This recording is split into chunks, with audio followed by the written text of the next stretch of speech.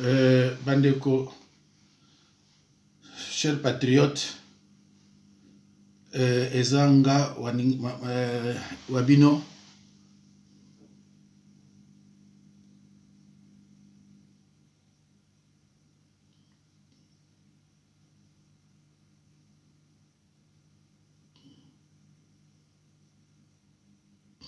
merci.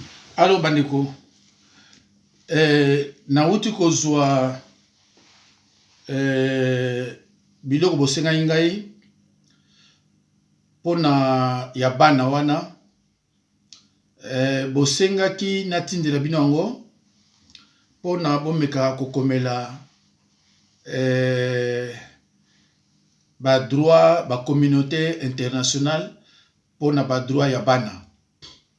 Je crois que nakotanga ba mboka ya bato ba sengi ngango te, mais ce qui est vrai que bozwi yango bino nyonso po bosala mosala na bino, parce que soki bomoni o bomona ki pona bana et que bo garder silence eza neto boza ba complice te. Nga na osala mosala nga nzambe na osala mosala pe pona mboka nanga na sengeli bino pe bozolanda nga bosalaka talaka ndeko ndenge mboka ezali yo ozosala nini. Nazana baninga o batinanga mikanda o batina pona préfet pona concert ya diable o azoni ngobeta na moni baninga ne batinanga mikanda na pene baza kosala. Alors bandeko tozana surprise awa ya komona mama soki nani bobenga kaye Denise auti ko kimisa Olive. Do mama Denise auti na ebembe oyo ya ndeko na biso oyo auti kotika biso boyebi komo na ye ndeko dadi. Alors auti opesa $15,000. Donc akimisi mama Olive parce que boyebi yango bien que wana za ba terrain mama Olive question mutakufi yake meza mawa bandeko na ngai bokimi mama Olive bana osala mosali na kati ya terrain, mais oyo pe pa ibokei azape mutu na biso te. Donc oyo pe pa ibini bokei azane ndeko na biso te. C'est une Rwandaise oyo baluba ba confirmer biso ke aza Rwandaise, mais signe ya sali ya okabola mawana bandeko eza signe mabete eza malamu. Mais bandeko na ngai to analyser ngonano est-ce que wana eza musala ya présidence na base bomoni désordre ndenge ezalaka na mboka, est-ce que wana eza même musala ya mwasi ya président? Usurpation de pouvoir eza wana.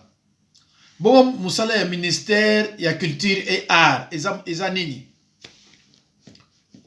Wana baza bata théâtre ou sont de Congolais, mais niveau ya présidence akile ko se mêler na makaba banterema na yebite su awa na France to na ba Belgique ezalaka. Eza ministère ya culture et art, c'est vrai a Mbongo apesi azu charge na ye, mais sikoyo bolingi ministère ya culture asalate bino mozo so charge wana to mona ki mama Olive nenga zalaki partout ye bato va comprendre que c'est musala moko ya mabe, mais pas ibokimi. Est-ce que ye pas na moto ya malamu? Parce que to mona ki tango bazoki pouvoir akendai ko luka bana ya ba Rwanda, bana ya ba Rwandais na Rwanda, alors que biso zona bana les petits enfants qui moississent na ba prison oyo ya biso. Mais bande kunanga pona kozwa 15,000 kopesa kosala pona moto ya kufi, mais bana oyo mineur bazakuna tango na bakufi te eloko obima te, mais bana wana pe soki bakufi mbongo pe obima te. Mais pourquoi ba mbongo obima kaka na batu ya théâtre? Parce que bana wana obaza na prison on a l'exa ibino so bakufi mbongo lete obima te. Mais pourquoi na batu ya théâtre? Nombre ya batu ya théâtre bakufi eza nombre moko exagéré. Siko tozoyoka o nani ya libomunene yo komone na bosani yango. Il paraît au théâtre wala il paraît pe santé za bien te. Azali bomunene bo mwindo. Yé pas vrai muto mama olive. Mais na minute auto zoloba santé na ye ezaka malamu te. Et tant na zoka bato mso akufa ke ba mindu eri banani bato to bato na nyeso akufa. Siko diagnostic bimi pona Dadi, effectivement il était empoisonné. Donc tia bana on nda uti mazo que nos zoyeba film on zolo bawana partout nyon so ezaki opola et pola déjà. Docteur n'a pas confirmation. Ezama wa ndiko ngai. Ezama wa. Bat bazo ko souffrir kuna na prison bazo liate. 15 000 les autres kende pas ya muto akufi. Mais pourquoi bato peut bazo na prison? Parce que même muto soit condamné. Mais ça condamné à mort. Muto soit condamné à 5 ans, 10 ans, 15 ans, mais il faut laisser ça y péter. Prison la chair. So beaucoup à prison te faut tika bango. Alors bande ko totala moi eloko yango bomona ka ya moke comme ça na likisa yango.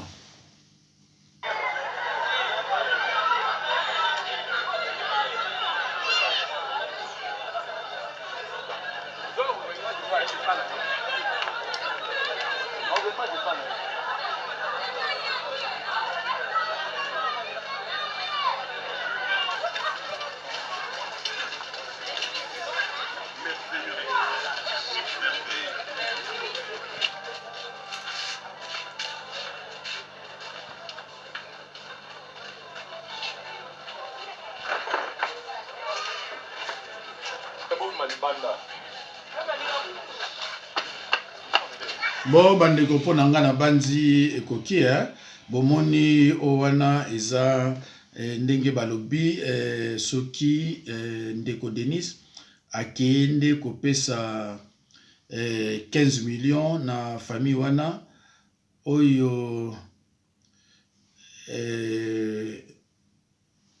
Mowei pai bazolela Mowei. Alors bandeko nanga nazola exabino eloko moko est passé en 2019. Peut-être bandeko mususu bali aba mona kiango te. Eza bongo ya ndeko Chilombo Etienne Chilombo bazolia na kingankati bango na Kabila. Bazolia kuna bango mibale, bazana bango bien, baza à l'aise tout ça botala mba.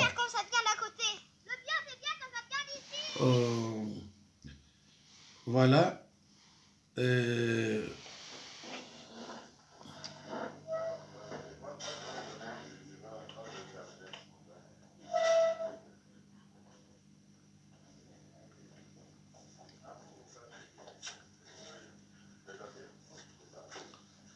Bomoni owana Chilombo yewana Kabila na sima na ye.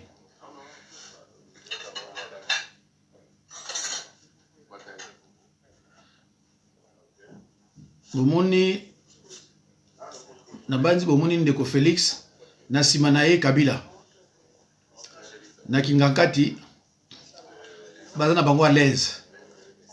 Yo tango zolo ba ke azo sala rien mais asala yo linga sa anitala yewana mabanzi yo zo zela ya sala nini ndeko nga yo zo zela ya sala ya zo lia na Kabila azane à l'aise. Alors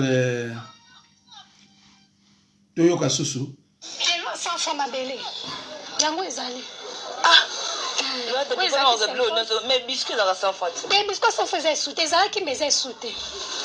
ata bazoka exact bazoka 100 francs oh ezaki 50 des fois bando te ko misa to 100 francs exact ko moko 100 francs donc dollar ezaya ko mata na niveau moyo osakana te batuni président lobby biloko ezaya ko mata po basoti mouton tozela basoti mouton soki sili ndako kipe no mabungu na biso mais pour le moment tozala no nzala nda lobby yo le makambo zoloba oyo landaki on a TV nalandaki na TV ye moko azalaki ayaki alobi ayaki otala basoti mouton biso oza ana nsima marché ya liberté na komi na masina lobi président azalaki na komi na masina ayaki otala basoti mouton nde ezosalama alobaki alobi tozela no makambo basoti mouton esila soki esili apres ndako kipe mabungu na biso mais nga naomona eza mwa pasi parce que kabila ntango azalaki ayaki na 5 chantier bato baleli banzala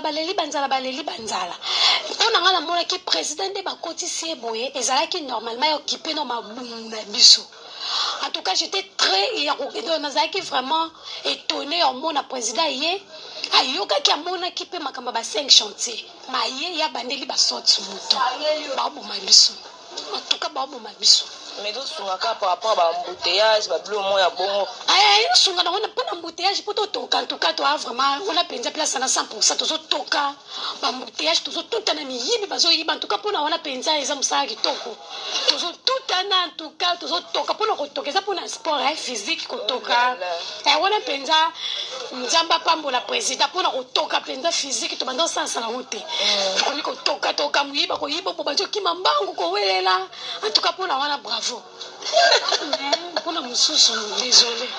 Donc mes chers internet comprenez la boutique on est bon monia et l'aura sans faisaka mabele et puis na bazoka oh non ce tika les bandits 150 200 francs imaginez-vous 150 200 francs donc moi na 50 francs ana mbongo te roler la dame wa biscuit kala mingi pe na mono je ba 50 francs ba 100 francs bandoli yango susu te to la mbongo asika elimisi ya mtu akabila ne Tshisekedi eza kanga mikuna na banki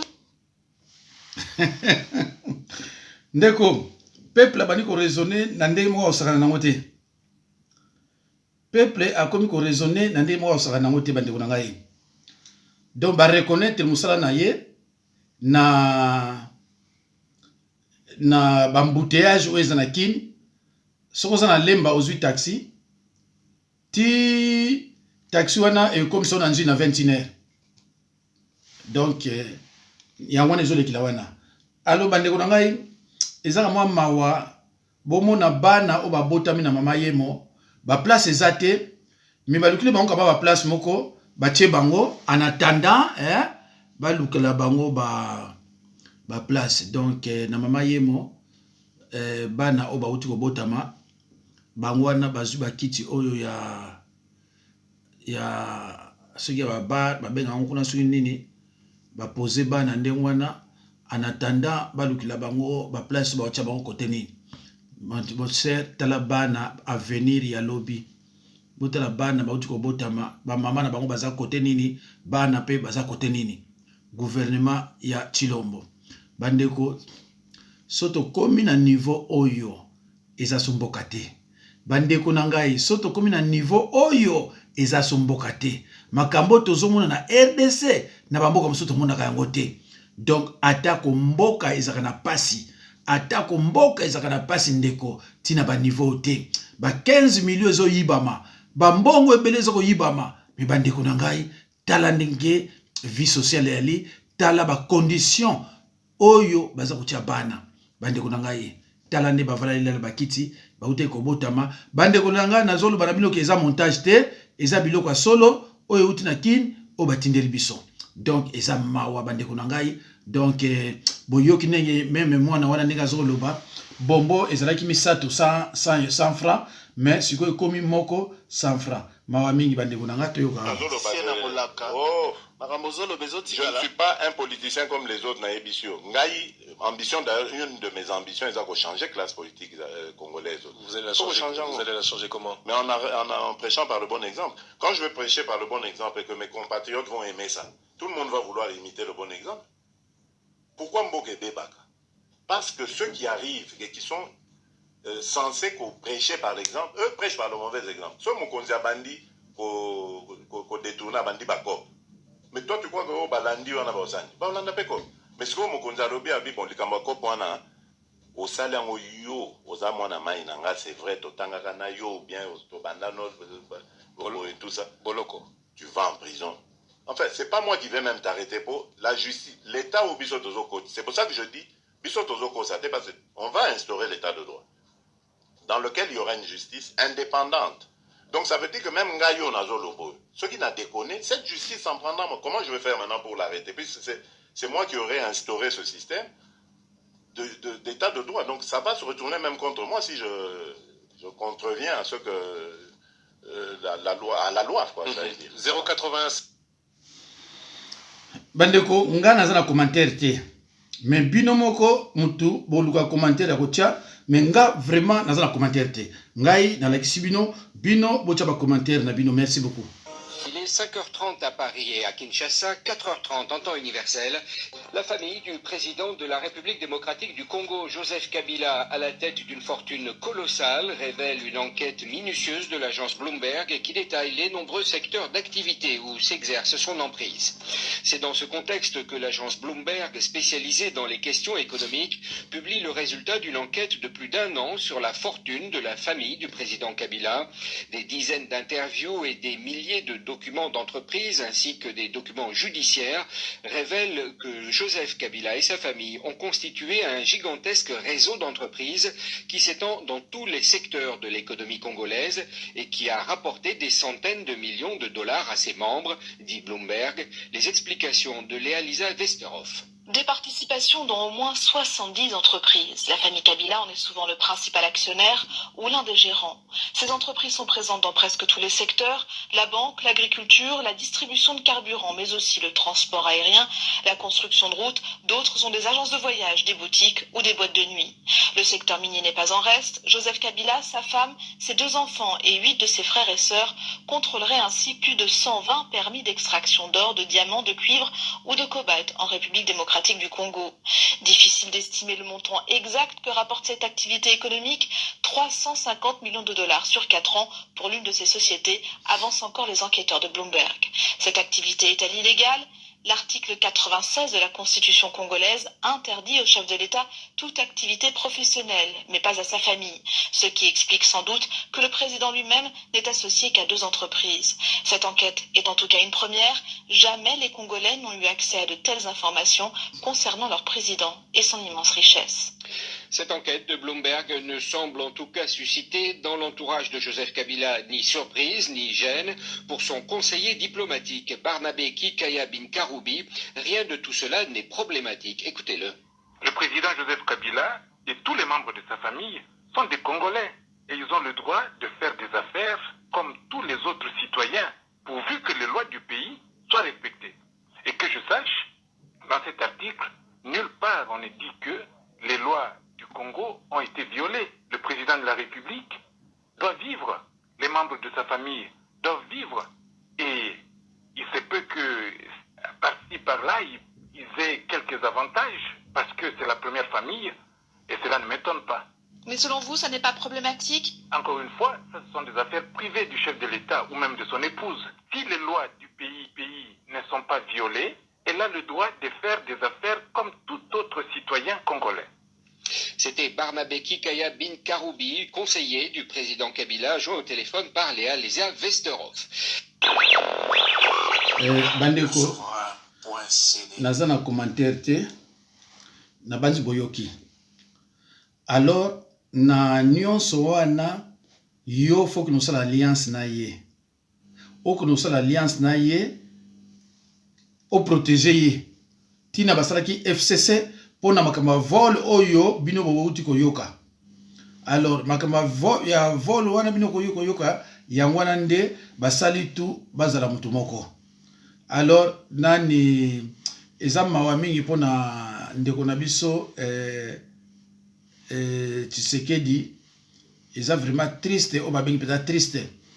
Donc mutu wana ayibi bambongo ebele ale suka nango yo ondimi okende azana 80 sociétés, donc 78 et ba frères et sœurs yemoko azana ngo 2, donc bambongo ebele tala batune boko chaba na prison baliaka te ye azana bambongo ebele yo zui o couvrir ye ke azamu yibité.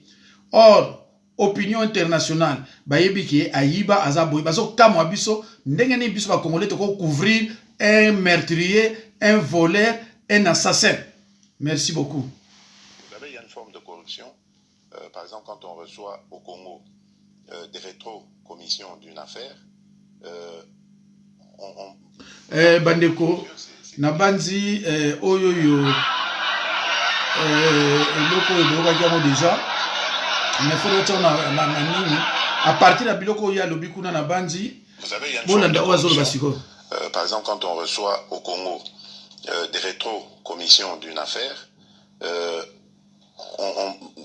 sous d'autres cieux, c'est illégal. Mais au Congo, c'est légal.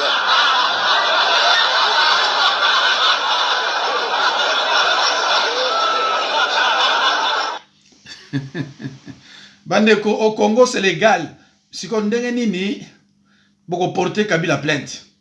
Parce que bino bolobi bino mo ok, au Congo, c'est légal. Alors boko porter si ko plainte ndenge ni. Bandeko nanga eza mawa. Vraiment eza mawa bandeko, mawa penda ya mawa. Mais Gordo, mais moto ana vandaki na poto. Asa osala ta mwa bakuru kuna te nini tout ça. Donc il comprend rien du tout na moto na ye nyei ka kovimba vimba ka lokwa lokwa ligorodo mais eloko te na moto na ye vraiment. Hein? Mais to kosuka ndenge nini mboka munene boye kozala na moto bolole boye mais to kosuka comment? Hein? Mais Gordo, mais moto ana vandaki na poto. Asa osala ta mwa bakuru kuna te nini tout ça. Donc il comprend rien du tout na moto na ye nyei ka kovimba vimba ka lokwa ligorodo mais eloko te na moto na ye vraiment. Hein? Mais to kosuka ndenge nini mboka munene boye kozala na moto bolole boye mais to kosuka comment? Hein? Patrick Gordo atako basala ki dilango mais ozalaka na décision à mon côté. Donc c'est pour cela à l'obaki que voilà il a une expérience avérée et c'est hier Moutouana FCC Yazana Mayela Wape classe ni na sala dans l'expérience avérée. Seulement pour lui il ne connaît rien du tout. Il moko bongo mabanga eloko moka yebit quelqu'un depuis sa naissance il n'a jamais travaillé, il ne sait pas comment traiter les dossiers, il ne sait pas comment un signataire basala nangonini. Donc c'est pour cela tout il demande tout pour moto ya zoto na moto na ye zanyi. Alors yende kutu diarrhée na moto na ye eloko moko te. Mais ko sala bénéfice que mise en place pour na STO basi batomboki balobino il faut basoda basali ba 10 ans 15 ans mona soda na police basa la place moko 5 ans 10 ans. Police ko sala la place moko te 5 ans 10 ans. Hein? Et donc il ne sait pas faire une mini mise en place rien du tout. Mini mise en place c'est tout ce que nous demandons. Mini mise en place, c'est tout ce que nous demandons. Voilà. Donc, tout le bassounini, mais ils ont été les camarades de Goloba. Tout ça, Oyo, Ata Mukekaka, Bandeko, comme ça.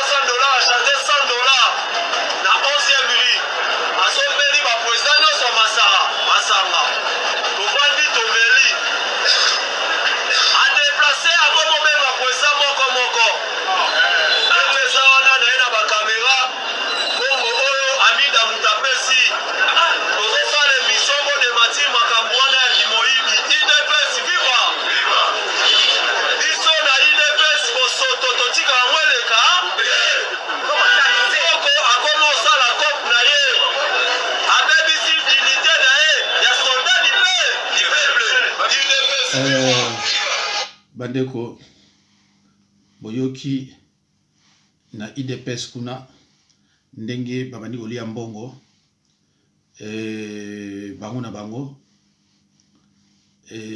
bandeko tokoluka nini toyoka Rwandais Eliezer alobi Tshilombo te mutu aza koyiba mais entourage na ye mutu baza bamiyibi toyoka. Bandeko na ngai nalingi boyoka malamu makambo ndeko Eliezer azali koloba awawa. Ndenge mbongo ya leta ezali koyibama, bato baza koyiba mbongo ya leta ezali bato ya IDPS, ba collaborateur ya Félix. Awa ezali la mukate mtaza koloba, ezali un proche ya Félix puisque nazo considérer Eliezer lokola proche ya Félix, pas azalaka déjà proche ya Félix. Bandeko bolanda pena na bokebi bo comprendre makambo azoloba awawa. Yango na lobaki na bino Félix aza homme seul. Il est seul. OK. Na vision na ye, na souci na ye. Soki otali bomeka kotala pour bao bakendaka na oyo ya bayebi makambo nga nazoloba. OK. Bokei na ndako ya chef de l'État. Botali ndako na ye na condition de vie ye aza nango. Sakola. Ce n'est pas mutu mususu un collaborateur mususu sote mutu mususu. Okokuta ke vie eza likolo koleka même pas chef de l'État ye moko. Toloba te. Biso toloba te ya. Nalobaki na bino tozongi. Miyibi. Okomona mutu mususu bazana ba fonction te. Awa tangu na kolobaka je suis en train de freiner quand même moi je bio qualité. Loba Eliezer. Nazoka makambo ezali ko se bousculer dans ma bouche et dans ma tête. Muyibi ya IDPS. Supportable. Na pose la caméra boui, si vous me permettez. Na keko filmer résidence et chef de l'État. Félix Antoine Tshisekedi Tshilombo. Na condition de vie, na place à zo vivre. Mais na kei ko filmer pas un collaborateur na ye. Mutu IDPS. C'est le jour et la nuit. Bamso balia bako tongaka bandako. Ba chinois bazo sala baso de mouton. Bango ne bazo tongela bango bandako. Oh. Bango ne bazo tongela bango bandako. Yo privé mikolonio sona Kinshasa oyo tozalaki mutu akozwa maso na ye ya kwe atongisi ndako na ye malembe. Yo zimbongo wapi akozwa une société chinoise pour que batongela yo ndako. La même société nde bazosala tozokosa banani. Toloba te. Tozokosa banani.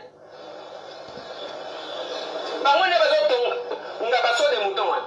Rien nini eza entre yo na bango. Et puis oleki na télévision yo wana kono. Mawa. Vous nous prenez pour qui? Mawa.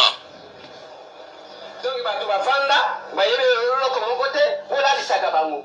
Nalobi na zongi. L'état ya banalise ya voilà bandeko na ngai. Toloba te. Bandeko. Mais eza bambongo ya rétro commission. Ya lobaki eza cop. Alobaki eza cop. Alors siko bazola c'est vrai cop ninga yalaka. Banda ki Tshilombo akendaki, banda aloba makamuno ya rétro commission. Donc moyibe ye grave. Donc mutu nyonso ayiba. C'est comme si nde Mobutu alobaki yiba ndambo mais ko yiba nyonso te. Ye pe aye abakisi aye mais bato siko baza ko yiba. To sa siko ni. To sa ni bande ko nanga ye. Avec les bagala, les balouba et les baswali. Rien ne marchera. Remettons le pouvoir au Bakongo. C'est pourquoi le Seigneur Sabaoth est venu remettre le pouvoir à un Congo. Bon, qu'est-ce qui s'est passé? Mobutu, c'est que des signes régné. On arrive en 69. Ils disent attention. En Belgique, Kassavoubou, Nzerlandou et Kanza ont signé avec les policiers belges la clause de 10 années d'essai qui dit que on vous laisse ensemble. Si après 10 années d'essai vous ne vous entendez pas, on va séparer le Congo central. Mobutu a dit, nous sommes en 69, il reste une année. L'année prochaine, le roi Baudouin va venir. S'il est raconte de Moutakassamou, il va soulever cette clause de 10 années d'essai. Alors empoisonnons Moutakassamou. Et on a empoisonné Moutakassamou. Après avoir empoisonné Moutakassamou, Mobutu est parti en Allemagne. Quand Madame Kassavou a téléphoné Mobutu, mon mari est grave malade. Il faut qu'on l'amène en Suisse, Mobutu dit, je suis en Allemagne. J'ai laissé l'intérim à Tshisekedi. Donc les Balbas ont déjà régné. Allez voir Tshisekedi pour qu'il autorise votre. Madame Kassavou, elle va aller voir Tshisekedi. Mon mari est grave malade, il faut pas l'envoyer ma kila. Mon père n'a eu aucun matin. Sinon, pour rembourser le régime, il y a un père. qui a déjà régné. Les Balouba ont déjà régné. Et le 24 mars, Kassabou est mort simplement. Kassabou est mort. Et Mobutu, Tshisekedi, et Singapour ont continué leur comédie. Qui a continué avec Laurent Kabila, l'aventurier Mouloubakat, un aventurier Mouloubakat, un soulard. Non, vous le glorifiez en Nzé Kabila. Vous le connaissez? Oui, c'est un soulard. Et c'est un aventurier Mouloubakat qui vous a amené les Rwandais ici. En principe, si vous étiez conséquent, cadavre, il ne fallait pas l'ongoulango. C'est tout. Quand les enfants d'Israël ont quitté l'Égypte, ils ont pris les cadavres, les os de Joseph, leur ancêtre, ils l'ont amené en Israël. Pourquoi le Katanga ne peut pas venir prendre les os de Laurent Kabila, l'amener au Katanga? Pourquoi s'il chargeait la terre du Congo central des cadavres inutiles? Depuis ce temps-là, ça ne marche pas. Et dans le ciel, ils ont dit, avec les Bangala, les Balouba et les Baswahili, ça ne marchera pas. Qu'on remette le pouvoir au Bakongo. Et le Seigneur Sabaoth est venu prendre ce pouvoir et le remettre à l'un de ses généraux, à savoir le général Mafouma aussi. Dans un cas général, c'est l'homme à la situation difficile. C'est le dictateur divin qui casse tout obstacle sur le chemin de la réalisation de la volonté de vous êtes des petits enfants. Ne me provoquez pas. Parce que si je tue, dans le ciel on trouve ça normal. C'est lui qui tue pour que la volonté de Dieu se réalise, ne pêche pas. Et moi j'ai pitié de vous. Je demande ce que mon ami a dit Kabou Dankakou. Il faut confesser. À partir de notre je sonde son cœur, il dit la vérité, je le pardonne. Sinon, vous allez voir ce qui va suivre. Simkong. On a décidé que tout le monde parce que quoi, vous allez corrompre, vous allez sauver. Pour Simkong, on va côté la Boloko, c'est tout.